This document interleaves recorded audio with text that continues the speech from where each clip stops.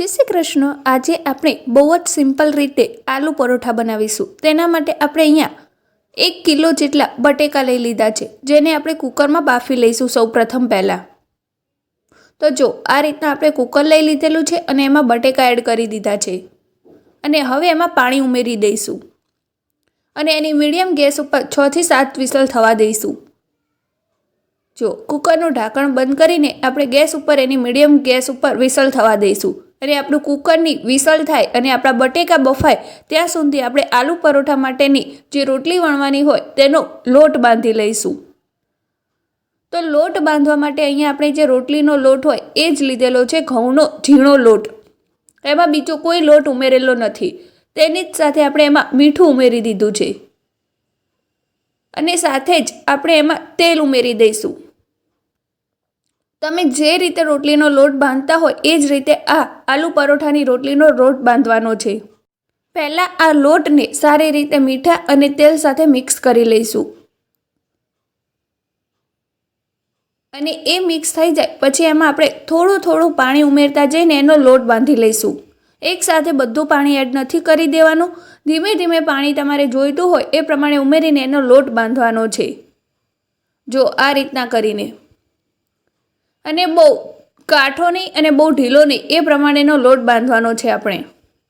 તો જો આપણો લોટ બંધાઈ ગયો છે, આ રીતનો આપણો લોટ હોવો જોઈએ। હવે આને આપણે ઢાંકીને 10 મિનિટ સુધી રહેવા દઈશું અને આપણે ત્યાં સુધી જે બટેકા બફાઈ ગયા છે તેનો મસાલો કરી લઈશું। જો આલુ પરોઠાનું જે સ્ટફિંગ ભરવાનું હોય તેના માટે આપણે બટેકા બફાઈ ગયા છે સારી રીતે એને આ રીતના મેશ કરી લીધા છે અને એક ઝીણી ડુંગળી આપણે અંદર ઉમેરી છે। જો તમે સ્કીપ કરવા માંગતા હોય તો પણ કરી શકો છો। હવે એમાં મસાલો કરી લઈએ। તો તેમાં સૌપ્રથમ આપણે ધાણા જીરું એડ કર્યું છે, પછી લાલ મરચું પાવડર એડ કરવું, તમારે જેટલું તીખું જોઈતું હોય એટલું એડ કરી શકો। સાથે જ હળદર પાવડર ઉમેર્યો છે એને કલર આપવા માટે। ત્યારબાદ આપણે આમાં સંચળ પાવડર ઉમેરીશું આ રીતના, જેનો સ્વાદ આ આલુ પરોઠામાં બહુ જ સરસ આવે છે। અને સાથે જ આપણે આમાં ચાટ મસાલો અને ગરમ મસાલો ઉમેરીશું। જે તમારા ઘરમાં અવેલેબલ હોય તે ગરમ મસાલો લેવાનો છે। હવે આપણે આમાં ચાટ મસાલો ઉમેરી દઈશું।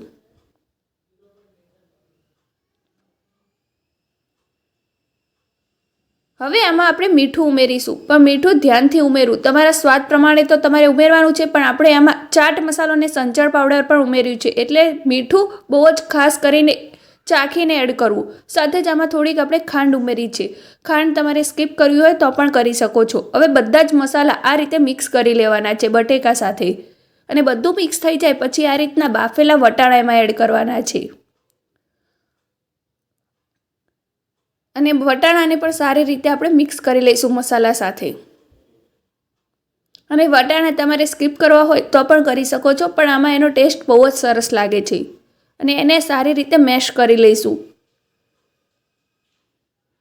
તો જો કેટલો સરસ મજાનો આપણો મસાલો બનીને તૈયાર થઈ ગયો છે। હવે આપણો લોટ પણ તૈયાર છે અને મસાલો પણ તૈયાર છે। આમાંથી આપણે આલુ પરોઠા બનાવી લઈશું। તો તેના માટે એક લોખંડનો તવો લીધેલો છે, જેને મીડિયમ ગેસ ઉપર ગરમ કરવા મૂક્યો છે અને સાથે જ આપણો જો લોટ બંધાયો છે તેમાંથી એક લુઓ લઈ લઈશું આ રીતના અને આપણે જેવી રોટલી બનાવીએ એ રીતના જ આપણે એને રોટલી જેવું પહેલાં સૌપ્રથમ વણી લેવાનું છે। તમારે જેવો જાડો પતલો આલુ પરોઠો વણવો હોય એ રીતના તમારે લુઓ લેવાનો છે। આપણે એકદમ પતલો આલુ પરોઠા નથી બનાવતા, આપણે થોડોક જાડો રાખીશું। તો જો આ રીતના એને વણી લેવાનું છે પહેલાં રોટલી જેવું। મોટી સાઈઝની એક રોટલી બનાવી લેવી। જો આપણે એકદમ સરસ મજાની મોટી રોટલી બનાવીને તૈયાર કરી લીધી છે અને હવે જો આ રીતના હોવી જોઈએ આપણી રોટલી। હવે આપણે જે સ્ટફિંગ બનાવીને રાખ્યું છે એટલે કે આપણો જે બટેકાનો મસાલો તે આમાં ઉમેરી દઈશું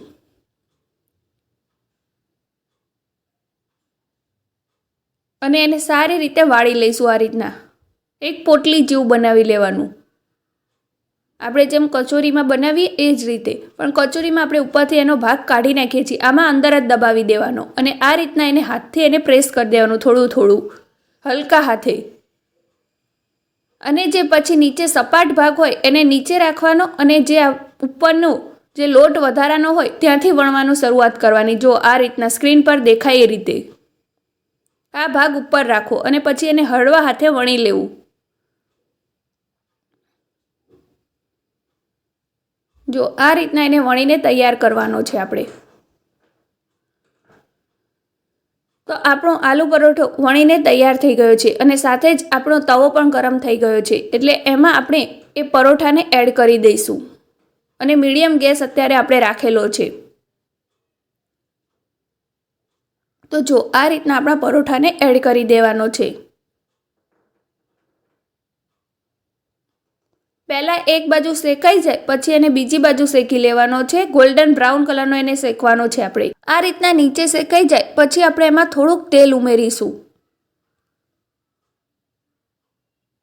આ રીતના તેલ ઉમેરાઈ જાય પછી આપણે આ જે પરોઠું છે એને પલટાવી દઈશું. હળવા હાથે એને પલટાવવાનું છે, બહુ ઉતાવળ નથી કરવાની. એને જો આ રીતના હળવા હાથે એને પલટાવી લેવાનું છે અને બંને બાજુ સરસ મજાનો એકદમ ક્રિસ્પી ગોલ્ડન બ્રાઉન શેકી લેવાનો છે. તમારે આ પરોઠું શેકતા 3 થી 4 મિનિટનો સમય લાગશે આખું પરોઠું શેકાતા. પણ આપણે મીડિયમ ગેસ રાખવાનો છે, બહુ ફૂલ નથી કરી દેવાનો. ફૂલ રાખશો તો કાચો રહી જશે.